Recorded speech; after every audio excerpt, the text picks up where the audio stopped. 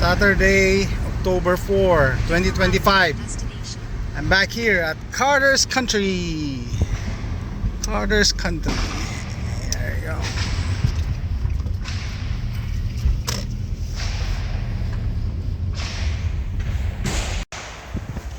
Guns are unloaded. Okay, $75. Oops. They're implementing the consent and waiver form via a digital format. We're ready to go, and there's a line. Okay na? Okay na. Yan, so matagal na pala tayo kasi nag-implement sila dito ng consent forms March. So sabi mo last tayo nagpunta January. January. Okay, ready na kami.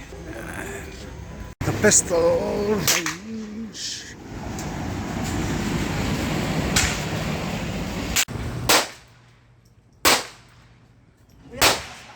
It's brand new. Glock 20? Apa, Gen 5. Glock 20, Gen MOS. 5, MOS, okay. Wow.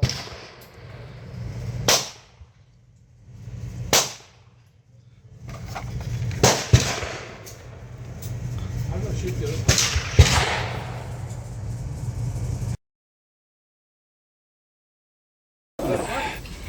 Put the targets. Put your own target. After the final line, please be sure to keep at least 1 second between shots. Ba't mo nagustuhan yun ano? Why did you like the 10? The 10 millimeter? So when I was in California, sabi nila, hanggang 10 rounds lang yung pupwede. So Huh? ako, pinili ko na yung pinakamalakas You want to make the most of it 10 Ah. rounds, ha? Okay. Yeah, ayun.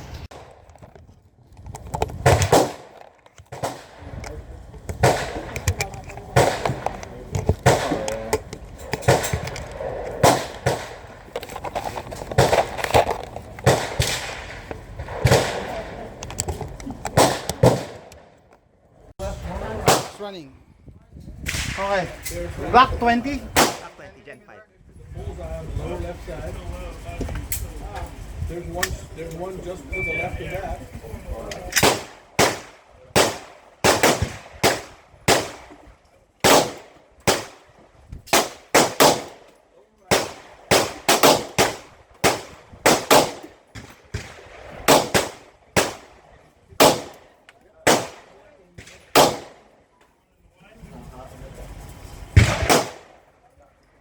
Yeah. It reminded me of my 40 pero mas malakas. This is longer. The cartridge is longer than the 40, regular 40. Slightly longer.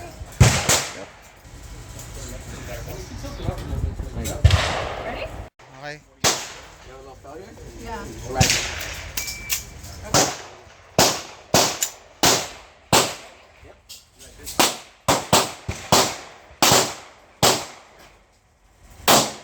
Nice.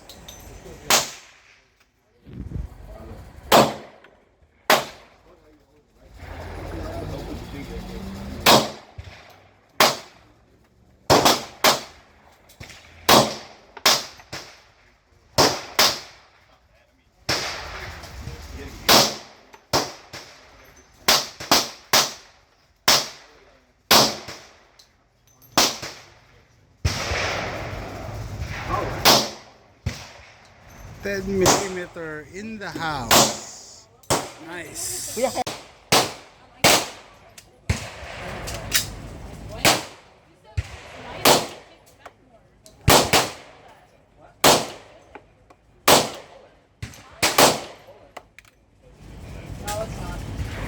we go.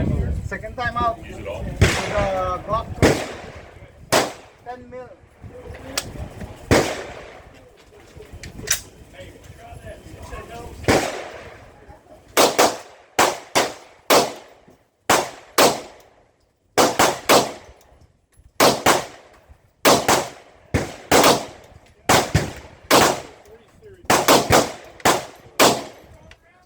Good job, man.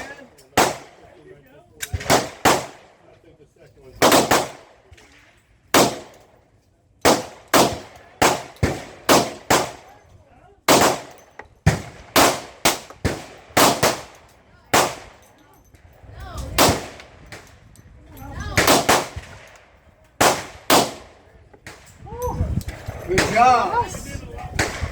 Yeah. 10 mil.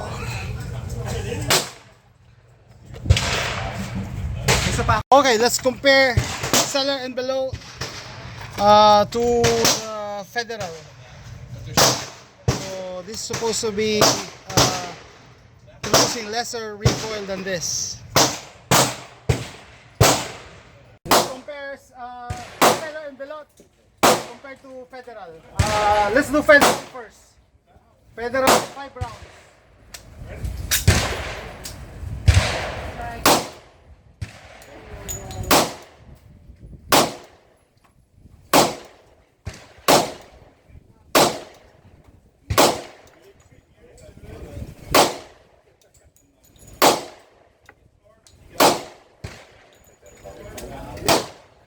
Seller and below.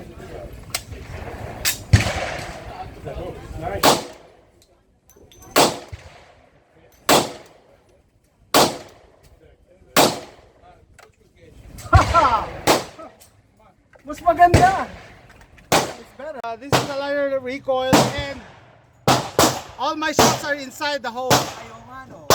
All my shots are inside in the lower hole. Yeah. Okay, hindi silent T ah. Seller and Belot. Okay, go. 10 mil. Move closer. Okay. Supposed to be less recoil than the feather.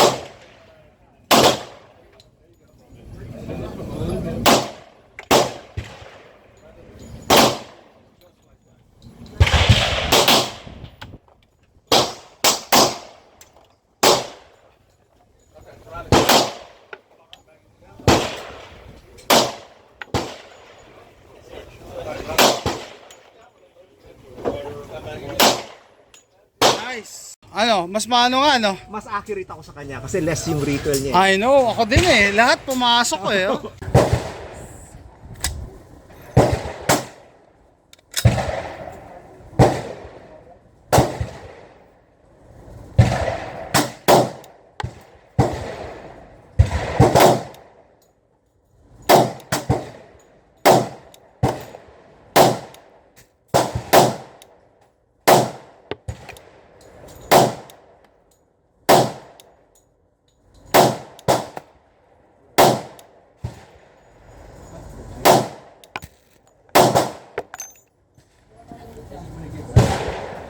Ulit ako kaya yung Yeah, sige. Actually, titignan ko dyan yung function ng barrel eh. Tsaka yung recoil.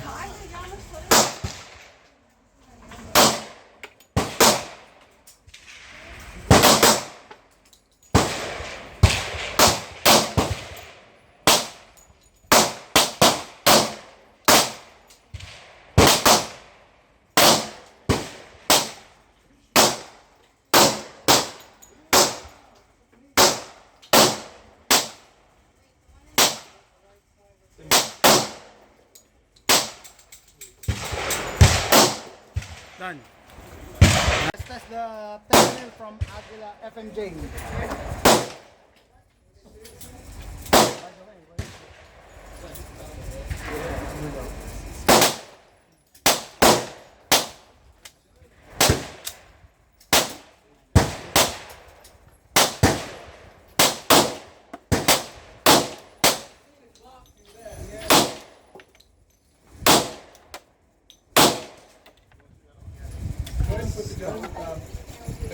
Federal.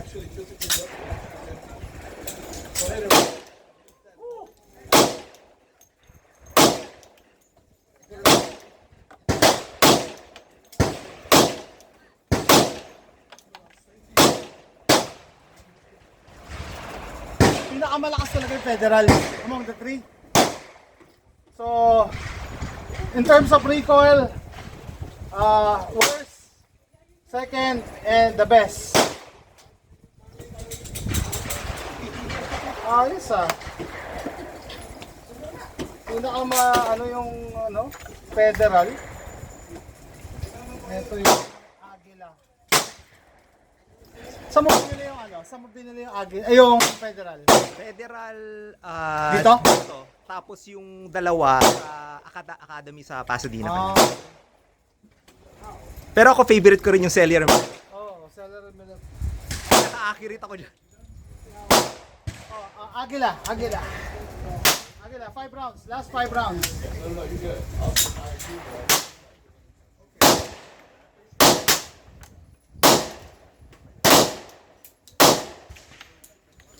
Recoil, Federal nga yung pinakamalakas ko yan. Oh, malakas yung Federal. Last mag. That's Federal. Okay.